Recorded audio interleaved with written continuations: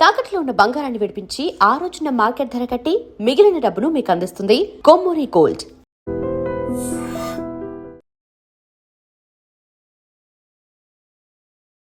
నమస్కారం, welcome to I dream. ధర్మ మార్గం విత్ విజిత కార్యక్రమానికి స్వాగతం.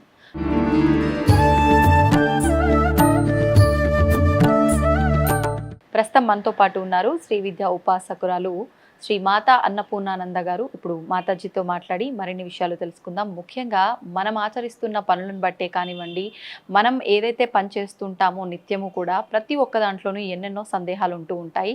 మరి వాటికి సంబంధించిన విషయాలు ఇప్పుడు అమ్మతో మాట్లాడి తెలుసుకునే ప్రయత్నం చేద్దాం. అమ్మ నమస్కారం.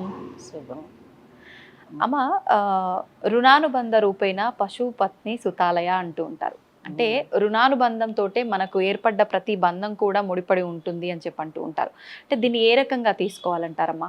ప్రతి జీవికి వాళ్ళు చేసే మంచి పనులు చెడ్డ పనులు రెండు ఉంటాయి కదా. దాన్ని ఒక కొండలాగా రెండు పక్కల వస్తూ ఉంటాయి. ఎన్ని జన్మలు ఎత్తే ఆ జన్మకల్లా వస్తూ ఉంటాయి. ఈ అంటే పోయిన జన్మలు మనం భగవంతుడిని బాగా కొలుస్తాం అనుకోండి, ఎక్కడి నుంచి మనం కొలిచామో లేకపోతే ఎక్కడికి మనం ఆగిపోయినామో అది ఈ జన్మలో అప్పటి నుంచి మళ్ళా మొదలవుతుంది. ఆగిపోయినప్పటి నుంచి చూడండి, చిన్నప్పుడు భక్తి ఏమీ లేని వాళ్ళు ఒక వయసు వచ్చేసరికి బాగా భక్తి మార్గంలోకి వస్తారు. అవునమ్మా. అది ఎందువల్ల అంటే పూర్వజన్మలో మనం చేసినటువంటిది ఎక్కడికి ఆగిపోయిందో అక్కడి నుంచి మళ్ళీ ఇక్కడ ప్రారంభం అవుతుంది. అంటే పునఃప్రారంభం ఉండదు, కంటిన్యూషన్. అంతే, కంటిన్యూషనే. అట్లాగే కర్మలు కూడా అంతే. కర్మ కూడా మనం చేసిన పనికి ఫలితాన్ని ఇస్తాడు ఆ భగవంతుడు.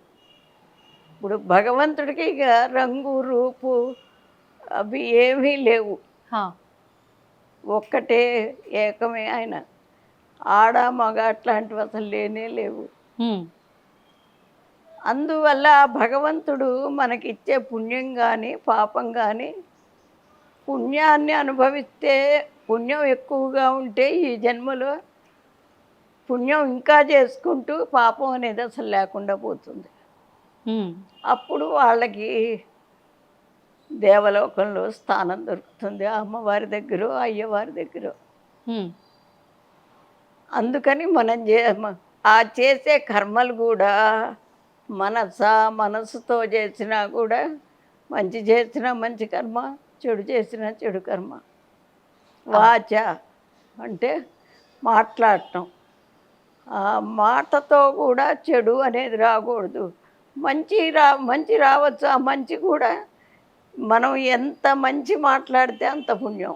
అట్లా మనస వాచ కర్మణ, చేతులతో మనం చెడ్డ పనులు చేస్తే చెడ్డ ఫలితం, మంచి పనులు చేస్తే మంచి ఫలితం. చెడ్డ పనులు అంటే కొంతమంది ఏమంటే వాళ్ళ పూర్వజన్మ ఉండేటటువంటి వాసనల వల్ల ఈ జన్మలో ఆ పాపకర్మను అనుభవిస్తూ మంచి మార్గంలో నెమ్మదిగా మనసుతో అయినా మంచి అనుకుంటే క్రమేణా ఇక్కడే అయిపోతుంది ఆ పాపకర్మ అంతా. అట్లా కాకుండా అది దైవారాధన వల్లే అది సానుకూలం అవుతుంది. భగవంతుణ్ణి కొలిచినప్పుడే ఆ పాపకర్మ అనుభవిస్తూ ఇక్కడుండే మనం అనుభవిస్తూ దాన్ని ఆ పాపకర్మని తొలగించుకుంటూ మళ్ళీ మంచి చేసుకుంటూ ఉంటే ఇక పాపకర్మ ఉండదు. వాళ్ళకి ఎక్కడికో నరకలోకం అని అది చెప్తారు కదా. అవును. అవన్నీ చూడాలి అంటే మన దానికి ప్రత్యేక పురాణం ఉంటుంది. ఏంటమ్మా ఆ పురాణంలో కనుక మంచి చేస్తే ఏ పుణ్యం, చెడ్డ చేస్తే ఏ పాపం, దాని ఫలితం ఏమిటి, అట్లాంటివన్నీ ఉంటాయన్నమాట. అందుకని మనం అది గ్రహించుకుని, ఆ గ్రహింపు లేదనుకోండి, ఈ శాస్త్రాలు పురాణాలు ఇవన్నీ చదువుతూ ఉంటే ఆ గ్రహింపు నెమ్మదిగా వస్తుంది. ఎవ్వరికి పుడుతూ రాదు, ఏ జ్ఞానము ఏ పని పుడుతూ ఎవ్వరికీ రాదు. వాళ్ళకి కొంచెం ఆలోచన శక్తి వచ్చేసరికి అప్పుడు ఇక అజ్ఞానం అనేది కలుగుతుంది. చెడ్డ పని చేస్తే దానికి ఫలితం మనం అనుభవించాలని ప్రతివాడికి తెలుసు. కానీ తెలిసినా కానీ దాని మీదకి ఆ మనస్సు పోదు. ఆ మనస్సు పోవాలి అంటే దైవారాధన ఉండాలి. మంచి పని చేస్తే ఆ మనస్సు మనకు ఉండాలి అంటే దైవారాధన చేస్తే తప్పనిసరిగా ఒకప్పుడు కాకపోతే ఒకప్పుడన్నా చెయ్యగా ఆ మనస్సు దాని మీద నిలుస్తుంది. నిలిచినప్పుడు పాపకర్మ ఇప్పుడే ఇక్కడ ఏ జన్మలోనే పోతుంది.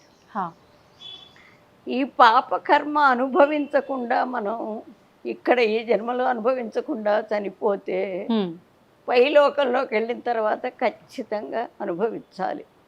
ఇక్కడ ఒకవేళ తప్పించుకున్నా అక్కడ అనుభవించాలి తప్పకుండా. మరి అక్కడ అనుభవించాల్సింది అనుభవిస్తున్నాము, ఇక్కడ మిగిలిందంతా మళ్ళీ జన్మ ఎందుకు తీసుకుంటున్నారమ్మా? అక్కడ అనుభవించిన తర్వాత కూడా పుణ్యం ఉంటుందిగా, పుణ్యం కోసం అది కూడా అనుభవించాలి. ఇప్పుడు పాపం ఒక్కటే కాదు, పుణ్యం కూడా. ఆ దైవారాధన చేసేవాళ్ళు పైలోకానికి వెళ్ళినప్పుడు అక్కడ ఫస్ట్ అడుగుతారట, నువ్వు పుణ్యం అనుభవిస్తావా ముందు పాపం అనుభవిస్తావా? మనకే ఇస్తారు చాయిస్. మనకే ఇస్తారు చాయిస్. అంటే కొంతమంది అనుకుంటారు పాపం తక్కువ ఉంది కదా, అది అనుభవించేస్తే మనం పుణ్యలోకానికి వెళ్ళిపోవచ్చు అనుకుంటారు. ముందు పుణ్యమే అనుభవించాలి. ఎందుకనమ్మా? ఎందుకనంటే పుణ్యం అనుభవిస్తేనే పాపకర్మ తగ్గిపోతుంది. మనం ఇంకేమి చేయాల్సిన పనులే, ఆటోమేటిక్గా తగ్గిపోతుంది. అట్టగాక కొంచెమే పాపం ఉంది ముందు అది అనుభవించాలి అంటే మళ్ళీ ఆ పాపానికి తోడు ఇంకోటి ఏదైనా చేయొచ్చేమో, అప్పుడు ఈ పుణ్యకర్మ తగ్గిపోతుంది. అందుకని పుణ్యకర్మని దృష్టిలో పెట్టుకుని ఏదైనా అంటే పుణ్యాల్లో కూడా చాలా ఉంటాయి.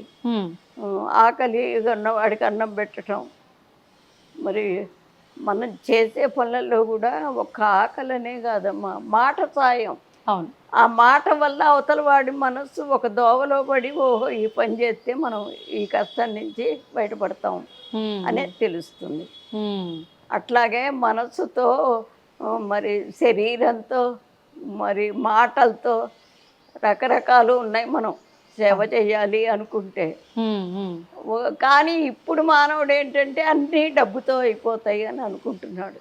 ఇప్పుడు మీరు అన్నట్లు ఏ పుణ్యం చేయాలన్నా అమ్మ, అది మనసుతో చేసినా, మాట సాయంగా చేసినా, మన చేతులతో ఏదైనా చేసినా అదొక రుణం ఏర్పడుతోంది కదమ్మా అక్కడ. మళ్ళీ అంటే అది పుణ్యం కింద మారడం సంగతి పక్కన పెడితే వాళ్ళకు మనకు మధ్య ఒక రుణానుబంధం ఏర్పడుతుంది.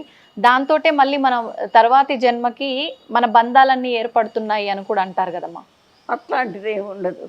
ఇప్పుడు రుణానుబంధం అంటే మీ దగ్గర డబ్బులు తీసుకుని నేను ఎగ్గొడతాను, అదొక రుణం. మరి భార్య పిల్లలు వీళ్ళు కూడా ఒక రుణమే. అంటే ఎట్లాంటి రుణము అంటే కిందటి జన్మలో వాళ్ళు మాకెంతో పెట్టారు, దాన్ని ఈ జన్మలో తీర్చుకోవటం. పిల్లలైనా అంతే. అందుకని అది తెలుసుకుని ఆ రుణం. అందుకే చూడండి చాలామంది ఎవరైనా ఊరికే ఇచ్చినా వద్దు వద్దు అంటారు. అవును, మరి ఊరికే ఎవరైనా పెట్టినా తినరు. అట్లాంటివి జరిగినప్పుడు అది ఆ రుణం మిగలదు ఇక. అందుకని రుణానుబంధం తీర్చుకోవాలి అంటే దానికి చాలా మార్గాలు ఉంటాయి, ప్రతివాడు తీర్చుకోవచ్చు. ఏ మార్గాలమ్మా? ఏ మార్గాలంటే ఇప్పుడు ఎవడో వచ్చి అడిగాడు డబ్బులు కావాలని అనుకోండి, వాడికి మనం ఇవ్వాలి. అంటే పుణ్యము చేసిన వాడికి అది వెంటనే స్ట్రైక్ అవుతుంది, వీడికి ఏ జన్మలోనో నేను రుణము ఇచ్చుకోవాలి అనేది. వాడికి ఇచ్చేస్తాం. వాడు తిరిగి ఇచ్చాడా వాడికి రుణం ఉండదు, ఇవ్వలేదా మన రుణం పోతుంది. అట్లా. అందుకనే ప్రతివాడు కర్మలన్నింటినీ తొలగించుకుంటూ ఉంటే, ఎందుకు తొలగించుకోవాలి అంటే ఎన్నాళ్ళు ఇది పుట్టడం, మళ్ళీ భూమి మీదకి రావటం, కష్టాలు అనుభవించడం, మళ్ళీ చనిపోవటం, మళ్ళీ అక్కడికి పోయి దానికి పరిష్కారాలు ఎత్తుక్కుని వాళ్ళు ఇచ్చిన పని చేసుకుని అది అనుభవించటం, ఇట్లా ఎన్నాళ్ళు. అందుకని మోక్షం కావాలని అనుకుంటారు. మోక్షము కావాలి అంటే మాటలతో వచ్చే పని కాదు అది. అది శాస్త్రాలు చదివితే ఎవరెవరు ఎట్లా చేశారు, ఏ విధంగా మనం చేసింది పోయి మనకి మనస్సు నిలబడి దైవారాధనలో మనం గట్టి పట్టుగా ఉంటాము అనేదాన్ని పురాణాలు శాస్త్రాలు అన్నీ చదువుకుంటే. ఇప్పుడు మనకు డాక్టర్ గారు కావాలనుకోండి, ఆ డాక్టర్ ఊరికే కావాలి అనగానే రాదు కదా, చదువుకోవాలి, ఆ శాస్త్రం తెలుసుకోవాలి, మళ్ళా ప్రాక్టికల్స్ కావాలి. కొంత సమయం మనం దానికోసం కేటాయించాలి, ప్రయత్నము చేయాలి, కష్టపడాలి. అప్పుడు వాడికి ఆ డిగ్రీ వస్తుంది, ఇంకో ఎంతమందినో రక్షిస్తాడు, వాడే భగవంతుడు అనుకుంటారు. అది వాళ్ళ రూపంలో భగవంతుడు వచ్చాడు అనే భావన ఒక రకంగా. అంతే అంతే అంతే. అందుకని ప్రతి వాళ్ళు మన శాస్త్రాలు చదవాలి అనేది అందుకు. ఇప్పుడు డాక్టర్ కావాలని కొంతమంది అనుకుంటారు, కొంతమంది నేను టీచర్ కావాలనుకుంటారు. సమాజాన్ని బాగుపరచాలంటే డాక్టరు టీచరు వీళ్ళిద్దరేనండి, పట్టుగొమ్మలు వాళ్ళు ఇద్దరే. పిల్లల దగ్గర నుంచి టీచర్ చెప్పు చేతల్లో ఉంటారు.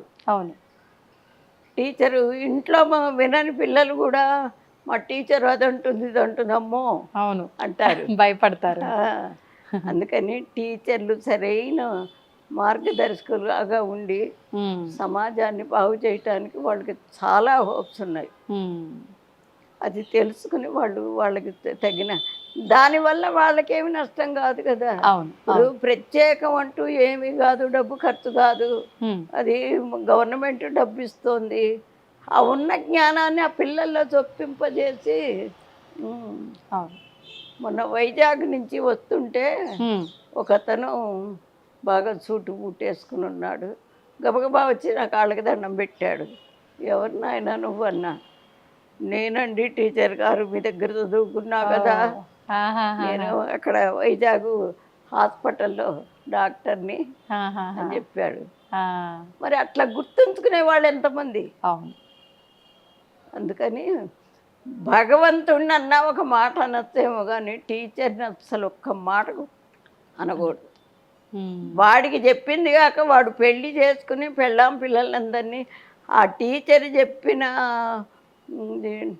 తెలివితేటల వల్ల, అవును, ఇచ్చిన జ్ఞానం వల్ల వీళ్ళందరినీ పోషిస్తాడు. ఇంతమందిని పోషించటానికి స్టాండర్డ్ అయిపోతాడు. అవును, అది తెలుసుకోవాలి పిల్లలు, ముఖ్యంగా తెలుసుకోవాల్సింది. తవ్వుతూనే శివలింగం సరే దాన్ని అట్లా కప్పేసేయండి, చూపించదండి. కృష్ణ ఇస్ దేర్, మూర్తి పూజ కాదు, సాక్షాత్ బ్రజేంద్ర నందన భగవాన్ ఉన్నారు మూర్తిలో. ఏమీ ఆశించకుండా ఆరాధించే వాళ్ళు కూడా ఉన్నారా ప్రభుజీ? నిజమైన భక్తి అంటే మనకు తెలియదు కాబట్టి